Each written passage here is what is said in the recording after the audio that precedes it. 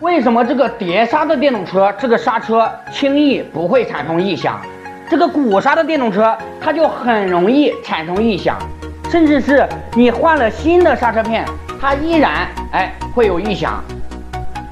碟刹电动车这个刹车之所以不会产生异响，就是它由于结构上的不一样。你看它这个刹车片其实就和裸露在外面没有区别。那么我们平时一些灰尘泥沙进到这个刹车片里面，那么随着我们骑行的过程中，车子产生的一个抖动颠簸，那么就会把这个泥土泥沙呢给它抖下来，那么它就不会有异响了，对吧？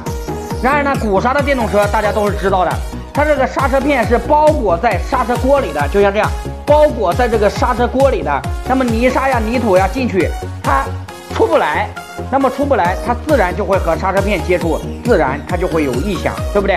这个是结构上的一个根本的原因所以说鼓刹电动车想要它彻底没有异响基本上不可能的。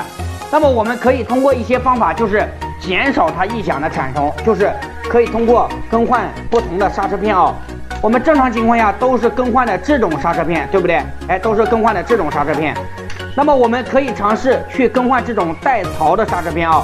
这种带槽它两边看到没有，这个槽就相当于很像排水槽一样，是吧？如果说咱们泥沙呀泥土进去了，它就可以通过这个槽呢排到两侧，排到两侧之后，这个泥沙它就接触不到这个刹车片了，它就轻易不会有异响了，对不对？所以说如果说想要减轻这个鼓刹电动车的刹车异响的问题，我们就去更换这种带槽的刹车片。这个刹车片和普通的刹车片基本上价格都是差不多的，咱们更换带槽的刹车片，问题一般是可以得到有效解决。